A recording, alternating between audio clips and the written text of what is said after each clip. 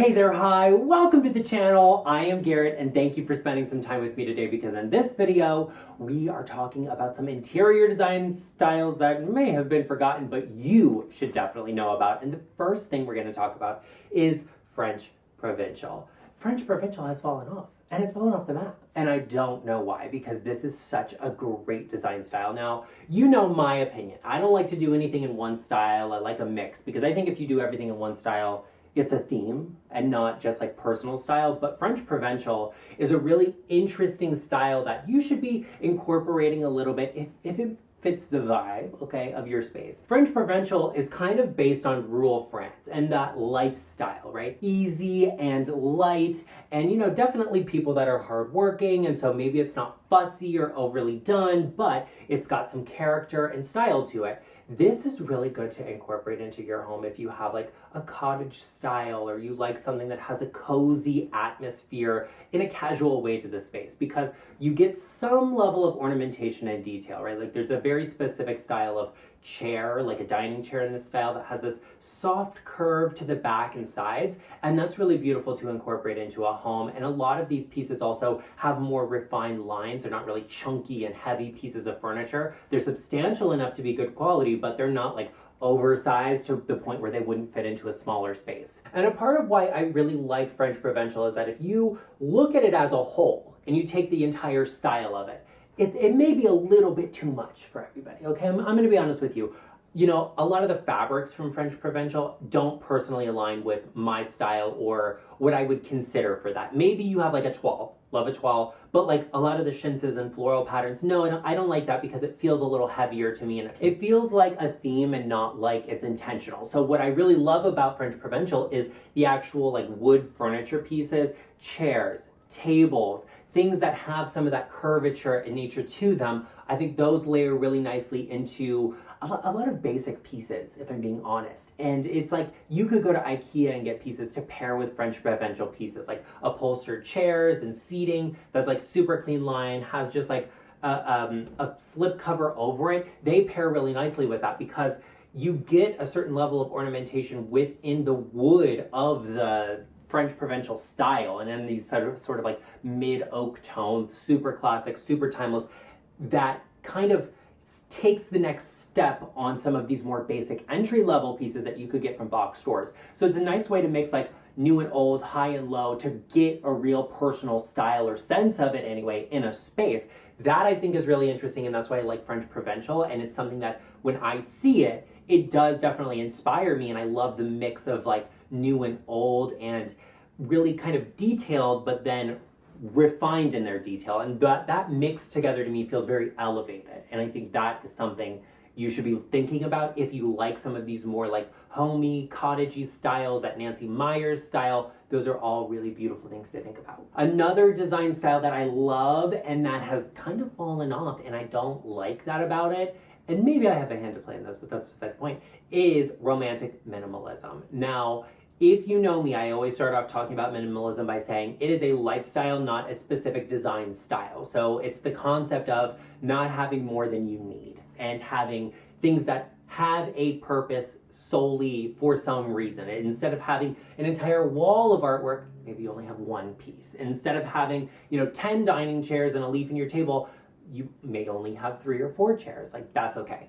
Romantic minimalism is a take on it, because when you hear minimalism, you often think like ultra modern and contemporary, but there's just nothing there and there's no color or anything like that. But romantic takes it to this place where we're using pieces that are a little bit more detailed and that maybe lean slightly more traditional. It leans a little more traditional, which is essentially what romantic minimalism is. It is minimalism, or the concept of it, with more traditional pieces of furniture that maybe lean outside of the box. It might not be like a beautiful inlaid casework piece of furniture. It might be a more like early American style piece of furniture that has wood and a little bit more of this detail on it. It might be something like an iron chair with curved backs on it that's beautiful. Maybe it's like an outdoor iron piece of furniture used indoors. That can be really interesting, okay? Like things like that feel cool and nice, but then you pair them with a refined style. So like Not a lot of high contrast colors. I'm not going to do everything in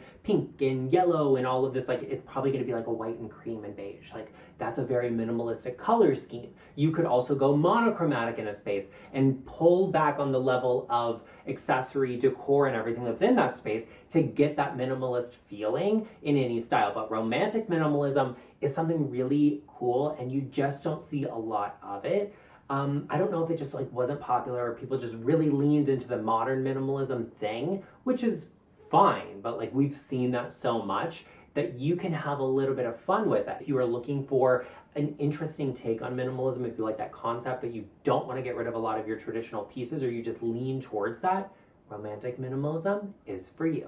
Now, no matter what your style is or what you're doing in your home, what style you're operating in or what you're thinking, if you get stuck and you have some questions, some difficult questions that need some serious answers, I've got your back. It always makes sense to work with a designer, and you could always book a one-on-one virtual consultation with me using the link in the description box down below, or by going to intro.co/GarrettLeChic, where I can look around your space. You can show it to me virtually, and I can answer any of those difficult or burning questions you have that you just can't find the answers to.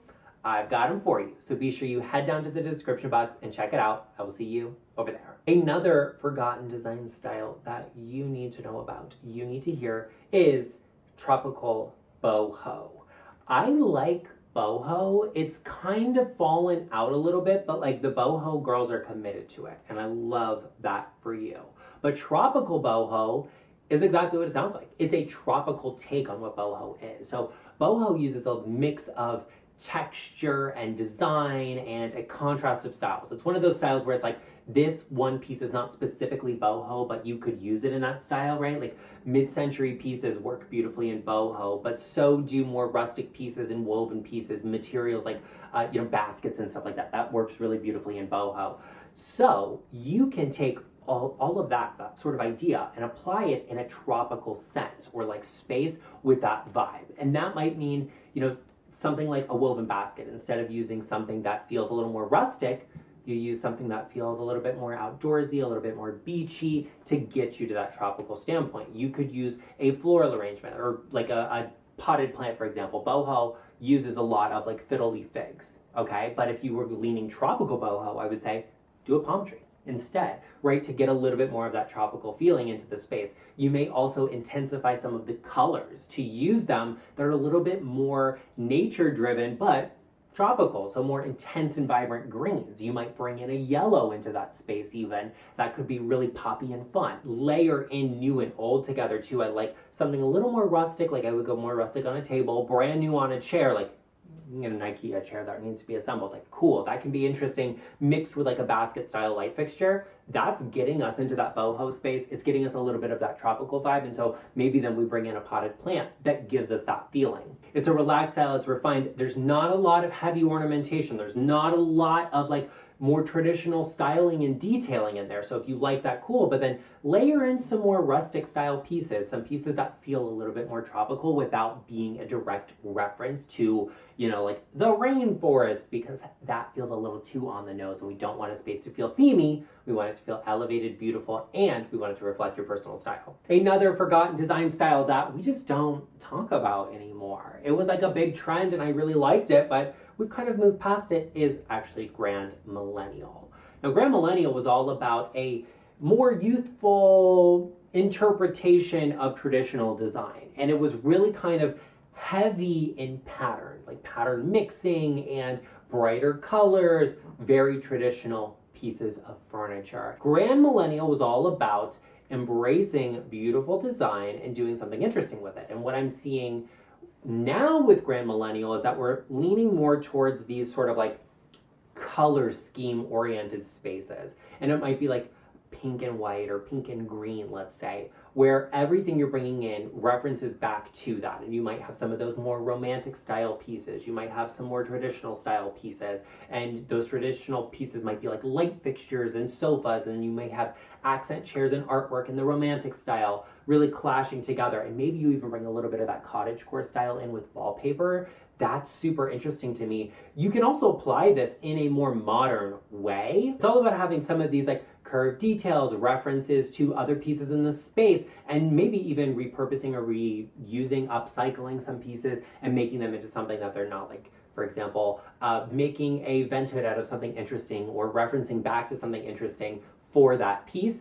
All of that's really cool. I love the Grand Millennial style, and I love to see where it's headed and where it's going, but don't write it off, and use it for inspiration if you like any of these offshoots of it, because there's a lot of great inspiration out there that's just sitting there waiting for you to discover it, to do something incredible in your space. Speaking of inspiration and doing something incredible in your space, I'm giving you great inspiration every week here on the channel, and I would love to have you as a part of our LeChic family, where we talk about interior design and all things beauty when it comes to homes anyway.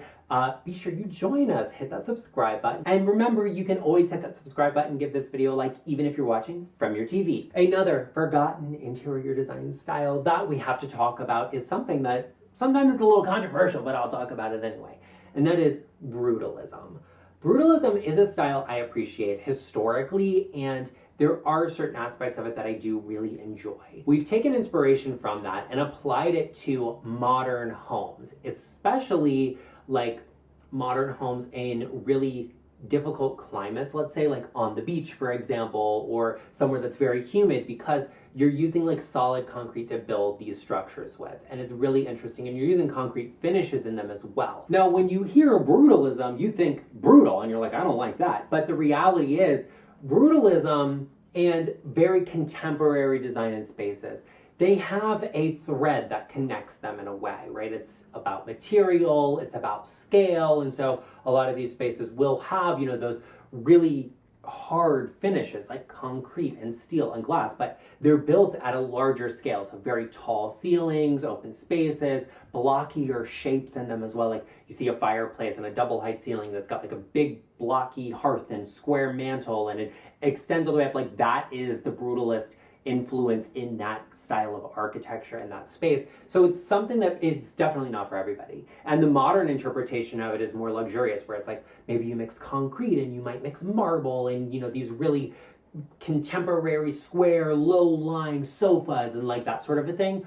But it is an interesting style, and it is something that a lot of people that love contemporary design will appreciate, because Brutalism, I have a particular appreciation for it because it really influenced the way architecture happens and what is capable structurally in the architectural space, and that has a big influence in design and what's possible. So those are all interesting things, and why Brutalism deserves a little bit of appreciation, even if it's not a style that's for everybody. Another thing I can tell you is that a lot of people inadvertently have an appreciation for it because, especially here in Las Vegas, right, like that big, modern, open, blocky style of home is very popular and people really like them, and that has a lot of influence from the brutalist style. It is something everyone should know, whether you love contemporary design or not.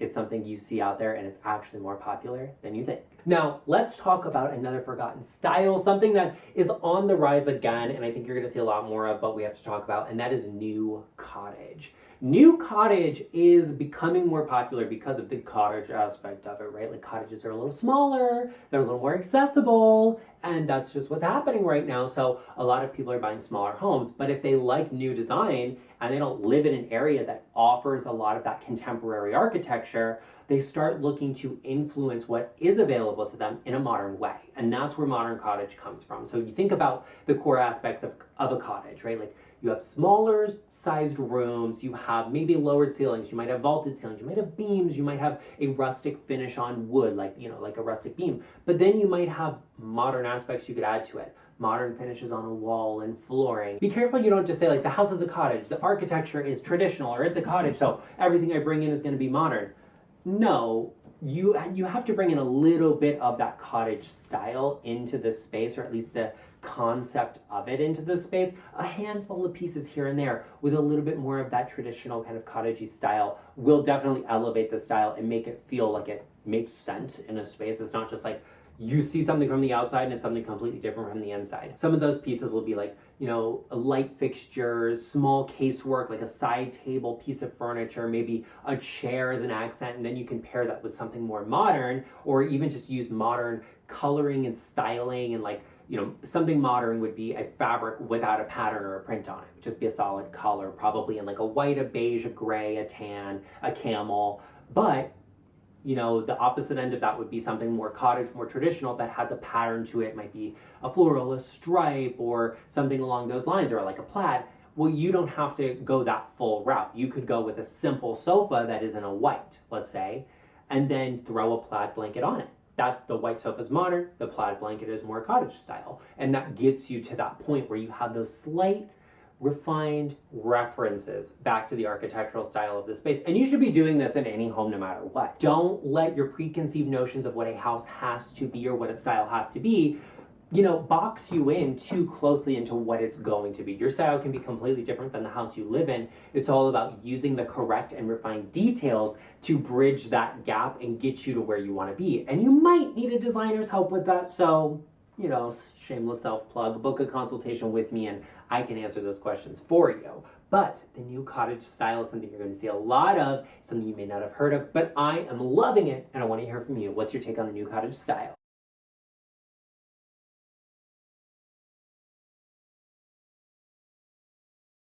Hey there, hi, welcome to the channel. I am Garrett and thank you for spending some time with me today because in this video, we are talking all about some dated design details we should bring back. No matter the size of your home, whether it's small or large, some of these are great ideas and we have definitely gotten away from them and we should not have because they're actually really great. The first thing we're going to talk about are transom windows. Now, transom windows are typically inside of a home. So like above an internal door between bedrooms or closed spaces. And the reason we used to use transom windows is actually because we did not have air conditioning. And so we wanted air to move and flow. And that's also like the same reason we used to use really tall ceilings in homes because heat would rise. So during the summer, you'd want to open the transom windows, let the heat escape into a hallway that had a higher ceiling.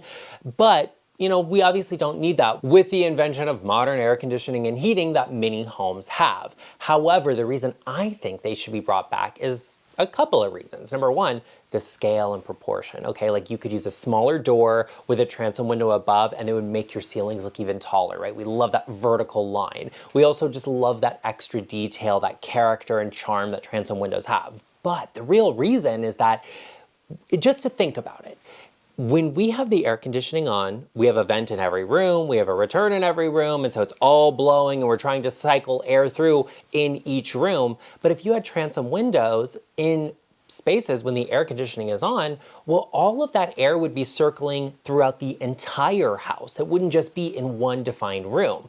That would allow for more efficiency, a faster movement of air between spaces instead of having to leave doors open. You could have privacy, but also airflow. It would just mean that you had to use a smaller system or something a little more efficient. You could use mini splits, and that would be great in an older home to retrofit it. But if we installed this in new homes, it would be more efficient. Now, another dated design detail that I think we should bring back that I love is a defined dining space. And a lot of people are gonna be like, oh, you know what, I don't wanna have a formal dining room, or I don't have a house big enough for a formal dining room. Well, that's not what I said. I said a defined dining space. I love a defined dining space because it just brings a certain feeling of elegance into a space. And it's not about it being like traditional or dated or, any sort of design style. You can have a completely contemporary and modern home with a defined dining space. But what I see a lot in new homes is that there'll just be like a great room, essentially. Like, we want to save money on drywall and studs. So we're going to make this whole back of the house open. The kitchen's over there, the living room's over there, and that big empty spot in the middle, we'll just slap a dining table and call it a dining room.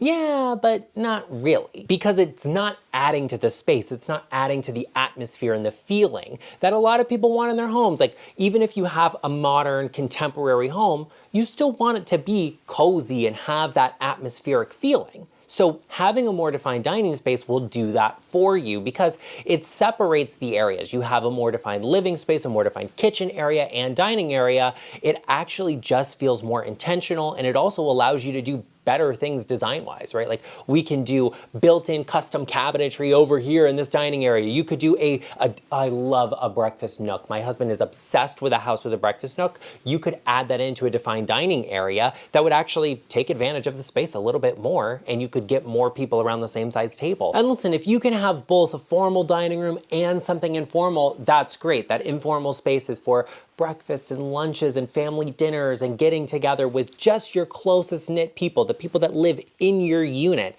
right? But having that formal dining room is great for holidays, larger get-togethers, special occasions, and that sort of a thing. But that's not what everybody needs or wants or just makes sense for them, right? Like some people will turn their formal dining room into an office or a kid's playroom, and that's okay too. But having that informal dining space that is somewhat separated from your main living area, it's just a more atmospheric. It just feels a little bit better. It just feels cozier in a home to have that defined dining space. Now, if you have a dilemma that revolves around your dining space or any other design questions in your home that you don't have the answers to, you should speak to someone that does, like me. I have got them for you. You can always book a one-on-one virtual consultation with me where you can show me around your home and I can answer any of those questions you have. You can book that using the link in the description box down below or by going to intro.co/GarrettLeChic. And for those of you who ask and want to shop my favorites, be sure you check out my Amazon storefront, also linked in the description box down below. Now, to build off of a defined dining space, I would also say a more defined kitchen is something we should be bringing back to an extent. Now, there's a big difference between a closed kitchen and open concept, right? There's something in the middle there that I think makes more sense. Now, a closed kitchen would be a kitchen that literally has doors you could close off to the rest of the house. It's like just the walls there, those doors close. You typically see them in older and more historic homes, and I absolutely love that for those homes. I'm not saying I think that is what we should bring back specifically, but it is something that, you know, it works efficiently in those spaces, and I don't often recommend they change them because honestly, it's just not cost efficient. I'd rather see you do something else with the money rather than fight what the house is. But you also have completely open concept kitchens where it's literally like you have this one little spot on the wall for your entire kitchen with an island. Like there's just not enough space there because there are no walls, because it's open concept, for you to have enough cabinetry to actually get enough storage, make it work efficiently for you. I like a modified open concept. And if you look at what's happening in the new luxury home space, that is what people are leaning towards. They'll do like a modern colonial, a modern Tudor, they'll even renovate Tuscan style homes. And that has this sort of layout where you have a kitchen that is defined. You have like 3 clear walls, and maybe you have a large opening into one of the living spaces. Maybe you have a dining space off of that.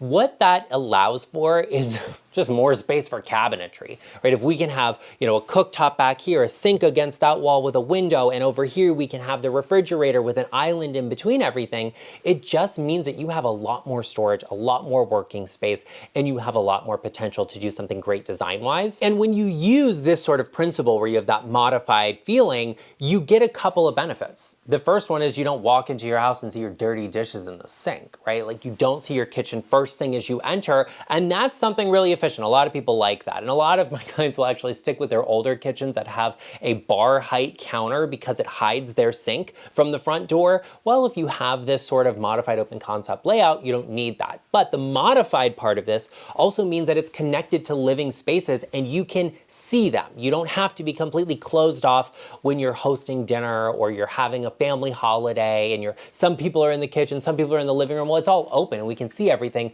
including your family that's watching TV there. You can put your favorite shows on while you're cooking dinner. I love that for you. Or you can watch your kids because you know those children always need an eye on them. Going a little bit more modified where some of the spaces are more defined, like a dining space, like a kitchen, will actually benefit you and give you more space to work in, even though maybe you lose a little bit of that open concept feeling. Something else that needs to be brought back into homes, something that is so underrated in a house, is a utility mudroom.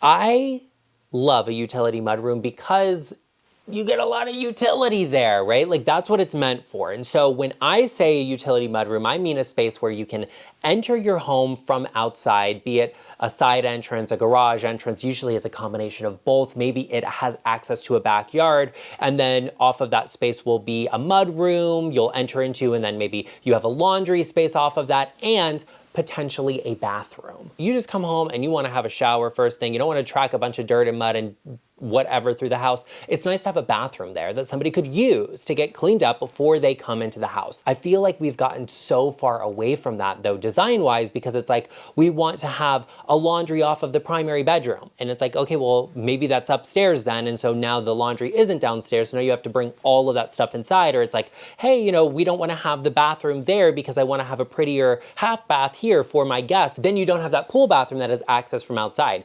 Utility spaces in homes get overlooked so often, and it really is efficient when they're not broken up into smaller pieces because you get the full usage of all of it. Like, yeah, you could add a laundry chute to a laundry downstairs, and that's simple enough to get the clothes from upstairs to the laundry room. All right, like where do laundry chutes go to? We don't see those anymore either, and everybody loves a good laundry chute. I mean, that's just fun. If you don't have this in your home, that's totally okay. Maybe you just have a small apartment in a city somewhere. Listen, do I have the answers for you?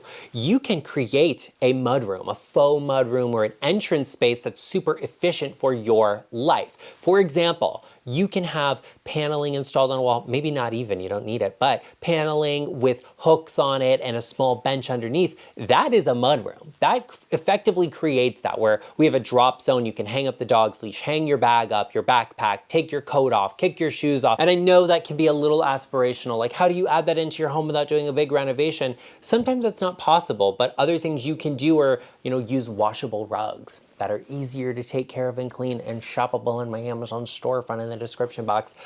But you have to be getting creative and thinking about what you can do. Sometimes it's about breaking open a wall and adding a door in by using a contractor to do that. That will really make your space more efficient. And oftentimes I find that adding walls in makes a space more efficient than taking them out does. But that may just be my personal experience. Speaking of my experience, I have plenty of it, and I would love to share it with you. So if you haven't already, be sure you hit the subscribe button and join us, where we talk about great design ideas, efficient design for your home, and what you can do to improve your spaces. Hit that subscribe button, become a part of our GarrettLeChic family. I would greatly appreciate if everybody could give this video a like, and I want to thank you all so much for being here, for celebrating with me. I'm almost at my 5-year anniversary on YouTube, and I really appreciate every one of you who's been watching and who has joined us and created this incredible community that I also get to be a part of. Now, something else that is so overlooked and underrated, it's getting a little bit more popularity, but not enough credit, is the pocket door. I love a pocket door. I love it. Now, pocket doors were originally intended basically to act as like insulation, right? You may have had a foyer to a home with a vestibule, and that would have stopped a lot of the direct wind from getting inside, but it would have still let cold air get into a home. So if we had pocket doors, we could close them in the winter and keep all of the cold air from getting into the rest of the house.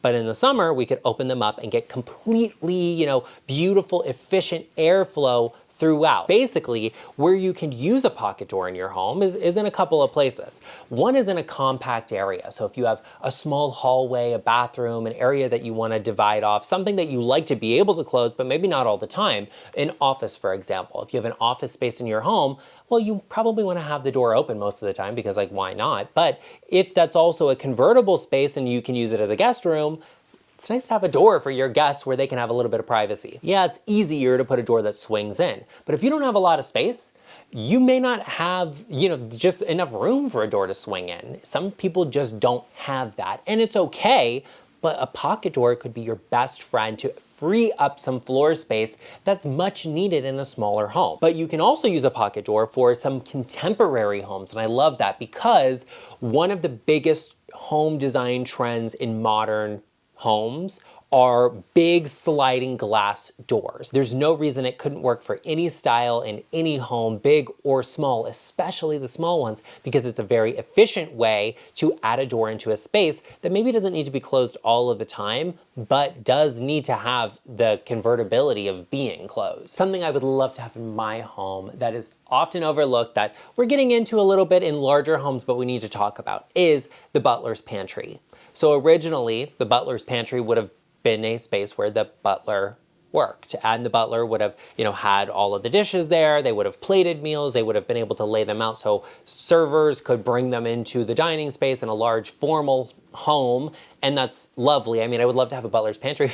Love to have a butler too, but that's beside the point. Why a butler's pantry is really efficient and great today is simply just storage and utility. But the reason I like a butler's pantry, especially in a smaller home, is that if you have a kitchen that doesn't have a lot of space, if it's open concept, there's a lot of those things that we need to put into storage and we still want to have access to, because no matter the size of your kitchen, you still have to cook in it. You still have to do the same things you do in a kitchen, whether it's small or large. So having that extra storage space that can actually be useful makes a lot of sense. And a butler's pantry doesn't have to be massive and huge and big. Okay, it could just be enough space for you to have a countertop and some storage and a walkway to access it. And that's enough space there, like a 5-foot wide hallway, essentially. It's not just for one usage. Storage for dry goods. You can have additional storage space, like if you need an extra refrigerator, that could be the sort of thing that goes there. You can have an extra sink there. You can have extra countertop space for those small appliances. You can also just stack it up with shelves, all sorts of shelves all over the place